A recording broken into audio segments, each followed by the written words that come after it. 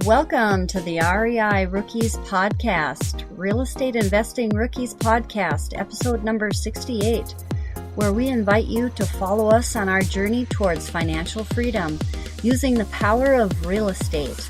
I'm Lynette Haas. And I'm Jack Haas.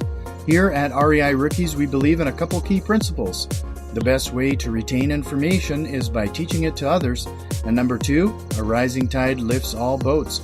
We're not competitors, we're a community. So let's get into some real estate investing. So you can see here again, my wife is joining us. We're going to do something a little different today. We are going to read and discuss an excerpt from The Traveler's Gift. If you haven't read that book, it's one of my favorites and I highly recommend it. And as always, you can go to our Patreon page. So find REI Rookies on Patreon. It's not behind any kind of paywall. So just go there. You can download our link, our list of book recommendations. But we're going to start with the first decision for success. And this spurred a memory because Josh and I recently spoke at a investor club meeting. And we got briefly on the topic of your past and your experiences and how it's led you to real estate investing or whatever job you're doing.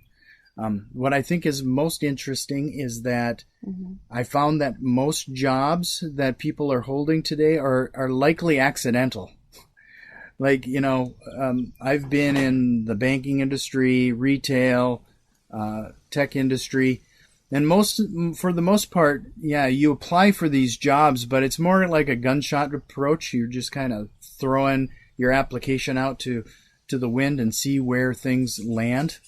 And then when you get into those type of jobs and careers, every step along the way isn't really deliberate. It's more of a success plan that is kind of laid out for you. So more times than not, what I'm getting at is that careers typically seem to be accidental, wouldn't you say? I would say that, and it would be you're kind of relying on managers and bosses to kind of move you up the ladder, and yeah, very much so.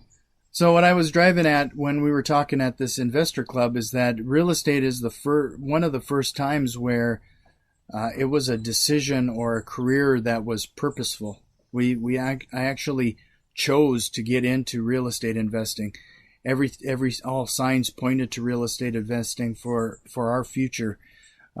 So it really is a different mindset shift. But anyway, we were talking about the concept of, but all of those careers and all those jobs in our past have given us the skills or mindset or driven us to real estate investing in some way or another. And frankly, I'm using some of those techniques and skills that I learned 3 decades ago in a retail job. So everything has led up, and as long as you have that mindset and everything has led up to this point, you shouldn't see anything previous as a waste of your time. I mean, we should classify it as education. Definitely. It feels like I remember one of your first jobs was for sales and things, and I can, learning the sales and the hard tactics that you have to use there, and that has kind of helped you throughout your whole experience. Yeah, it really has. I briefly was a radio sales guy, so I'm even using some of those techniques now. And I mean that out of the jobs that I've had previously, I suppose that was my shortest run. Usually I've been in a job for 8 to 10 years, depending on the job. But so let's read this section, and then we can stop and start as we go here, Lynette. Okay. But this one is titled The First Decision for Success, The Buck Stops Here. From this moment forward, I will accept responsibility for my past. I understand that the beginning of wisdom is to accept the responsibility for my own problems, and that by accepting responsibility for my past, I free myself to move into bigger, brighter future of my own choosing. So that was one of those things that I was just talking about, like just accepting what you've done previously and learning from those experiences and bringing those experiences and knowledge to your current job, which happens to be real estate investing for us. I would say. And also going forward, you're not sure what each step of the way will entail until you're kind of in that moment and you're making the decisions right at that moment. And the fear of what that is going to be is kind of like you have to, settle yourself, settle those fears first and learn from that, learn at each step. Well, I think it's moving back to that within the first couple sentences there. Beginning of wisdom is to accept the responsibility for my own problems. A lot of people seem to want to pass the buck on to somebody else, and really, the title of this section is pretty substantial. The buck stops here. Most of our decisions and everything starts and ends with us, and we need to start taking on that personal responsibility. Never again will I blame my parents, my spouse, my boss, or other employees for my present situation. Neither my education nor lack of one, my genetics, or the circumstantial ebb and flow of everyday life will affect my future in a negative way. If I allow myself to blame these uncontrollable forces for my lack of success, I will be forever caught in a web of the past. I will look forward. I will not let my history control my destiny. This is a big one because there's been a lot of people who kind of get stuck in that mindset,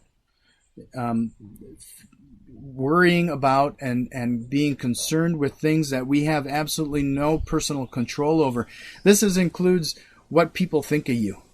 A lot of people will control their lives by the thoughts of others or how they're perceived by others. You really need to focus on what's in front of you and basically control what you have control of. Otherwise, it's wasted time and energy. And realizing what you are doing is very important, and that you are just the specific person who needs to carry those things forward and do important things. In real estate, a lot of times you help people who don't have the credit history, or they don't have the ability to get a house on their own, and so you are doing very important things, helping them get into a house, and or finding deals for people who are trying to start out and make a legacy for themselves.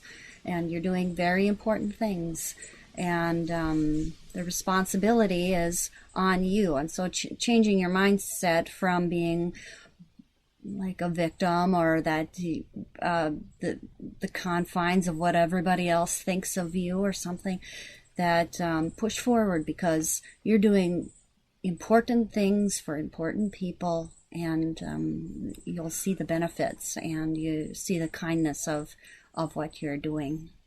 Yeah, and when you think about it, a lot of your past and your history and how people think of you, that's actually more constraint and limitations that you're setting on yourself. So it's important to learn from it and move forward. In fact, Jessie and I have had this Jessie's my daughter. We've had this conversation in the past where we try not to dwell on things that have happened. We want to learn, adjust, and move forward. We're always moving forward. That's the important thing there. And everything's going to come to, there's going to be a point in time where that adjustment or that learning from it is going to take a little bit longer than others. But in the end, we always want to move forward, always want to learn, adjust, move forward. So going on, the buck stops here. I accept responsibility for my past. I am responsible for my success. we got to stop seeing ourselves as victims. We got to, like Lynette said, we have to learn, adjust, and move forward and not be dictated by our past and those people around us. This kind of also reminds us too, we've heard time and time again that we are basically the sum of the 5 people we hang out with the most. And sometimes it's a hard conversation to have with ourselves, but look at those people around us and ask yourself the hard question: would they celebrate your success with you? You'd be surprised at how many people may not be in that situation where they are actually waiting to either pull you down. You might be trying to help pull them up, but for every action there is a equal and opposite reaction, and they may actually be there to try to pull you back down to their level. So keep that in mind when you're going to have to, unfortunately, be a little bit more selective to those people that are hanging around with you. So, moving on. I am where I am today mentally, physically, spiritually, emotionally, and financially because of decisions I made. My decisions have always been governed by my thinking. Therefore, I am where I am today mentally, physically, spiritually, emotionally, and financially because of how I think. Today, I will begin the process of changing where I am mentally, physically, spiritually, emotionally, and financially by changing the way I think. And we've talked about especially our physical, our diet or exercise or whatever in the past, Lynette, but that has a very big impact on everybody mentally, and I think more than people realize. I can tell when we're not eating right, we are crabbier. We lash out at each other, and then when that just creates that a situation, an environment where we're not going to listen to each other or come to each other with a silly problem, or not silly, it doesn't feel silly, but a problem that can be easily in 10 minutes talked through, right, and you'd be on your way to finishing up your projects. So definitely eating correctly, watching what we eat and watching what we shouldn't eat, and certainly helps keep our mind sharper, more focused, keeps us in a better mood. We certainly see that quite a bit in our children, but a lot of times when we're going out, we're celebrating with one more piece of cake, or we're celebrating with everybody's having a pop or something, and it's just too much bombardment of sugar onto our system. And if you keep track of when you don't fill your system with problemed foods and you fill your system with good foods, keep track and a mental note of how you feel, how you respond to others. Maybe you're more yourself when you eat better foods and avoid the wrong kinds of foods. Right. So, to the next section. My thoughts will be constructive, never destructive. My mind will live in the solutions of the future. It will not dwell in the problems of the past. I will seek the association of those who, screen just went off, those who are working and striving to bring about positive changes in the world. I will never seek comfort by associating with those who have decided to be comfortable. That was another thing we talked about just recently, where if you aren't feeling a little pain, you typically aren't growing.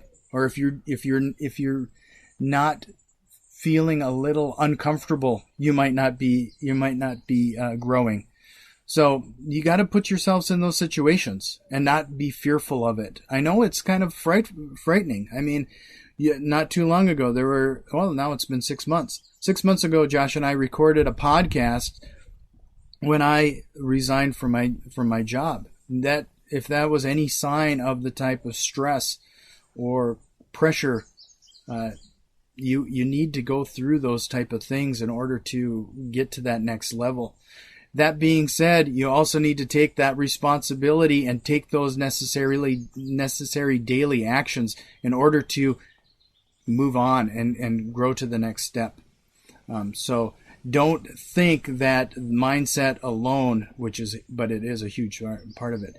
Mindset alone is it's probably 80-90% of what needs to be accomplished here, but now you have to take those necessary daily actions. It's the consistent, persistent behavior that's going to get you to the next level of success.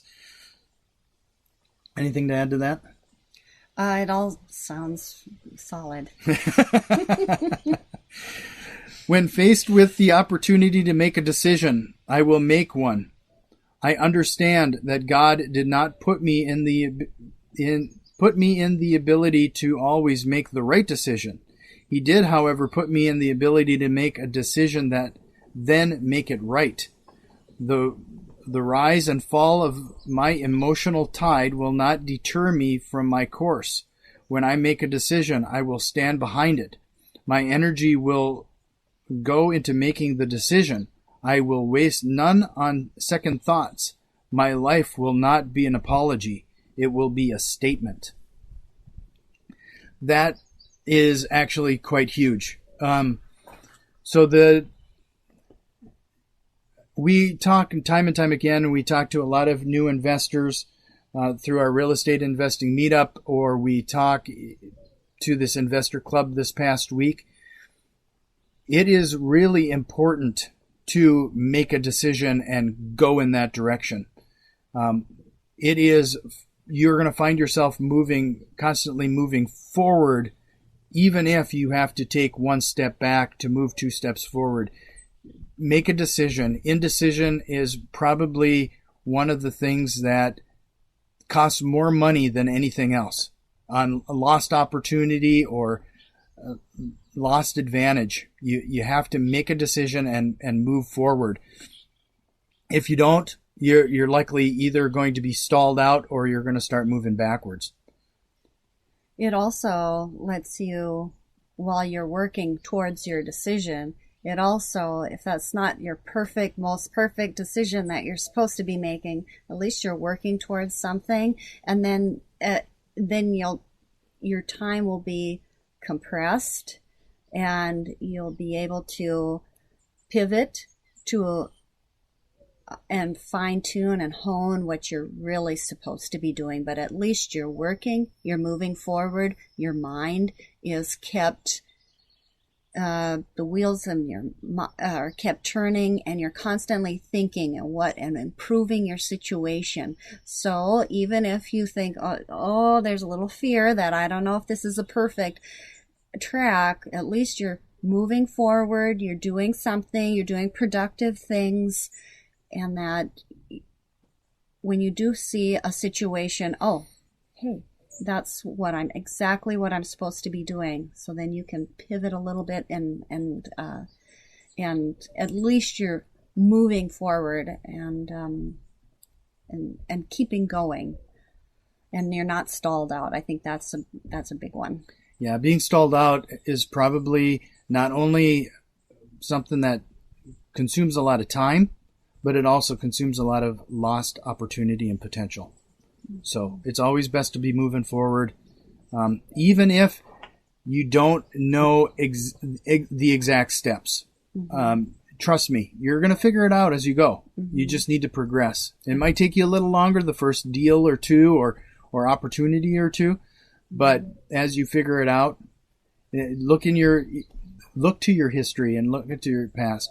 More times than not, when you were presented with an opportunity or a situation in your job, you typically figure it out. You'll work through it. And it's the same way in looking at real estate. You'll figure it out. You'll work through it.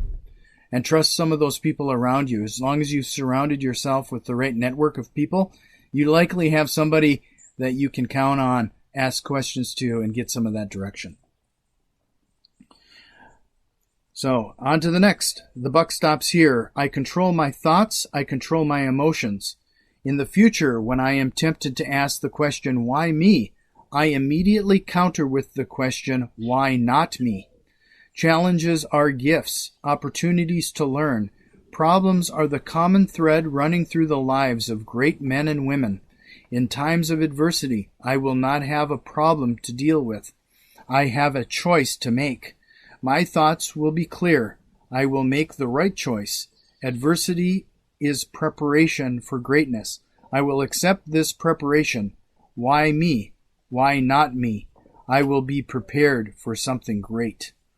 I accept responsibility for my past. I control my thoughts. I control my emotions. I am responsible for my success. The buck stops here. So again, I talked about this. I had kind of a rant. I bet you, I don't know if you heard me go on this rant about, I've probably been 9 months ago or something now, where everything is a choice, and we have to be aware of that. We choose how we react to things. We choose how we move forward with opportunities. We choose how we spend our time. We choose the opportunities that we take on. We choose to say yes or no. And for every choice we make, if we choose to do one thing, we're typically saying no to another. So we have to be very mindful of the choices that we make and the yeses that we give out. Our time is our biggest commodity, and we need to make sure that we use it wisely. But what are your thoughts on that last section? I think for myself, it's pushing forward, and even to do the little things like calling someone up for coffee and talking, or sitting down with you for coffee or something like that. Every time we do that, we're doing something towards our goal, and that is very, it just keeps us reminding, it keeps us pushing forward to what we really want to achieve, and what, working through our problems. When we're talking, I think when we sit down to talk about things, we probably talk about many things, but we kind of come to conclusions and solve problems, right? Yeah, it's by talking things aloud. When you sit and dwell on something and let it rattle around in your own head, it starts to become. Think of your head as my head as a cave. When you start to yell down into a cave or a cavern, it just starts to echo. When you start to dwell on it yourself, it just becomes a big echo chamber in your head, and it just becomes a lot of noise, and it just adds to the confusion. So actually having a partner, whether it's your wife, better half, to bounce things off of. In my case, I have a partner in Josh in business. Having that accountability partner, and somebody who is you can be open with and discuss opportunities and discuss issues with, that's a big thing. So it's again finding those people that you can trust, and they're willing and ready to root you on. You want somebody who is happy for your success, but being able to ask some of those tougher questions that you might need.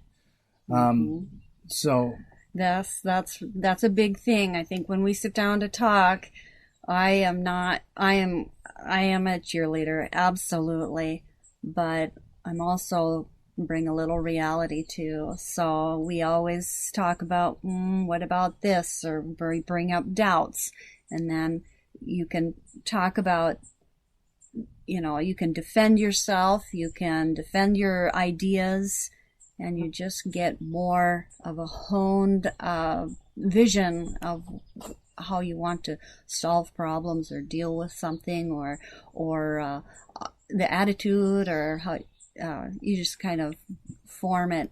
And you don't always hear positive. That's not very good. Yeah. you have to hear, and you have to hear what the perception of another person might be too. That's always helpful.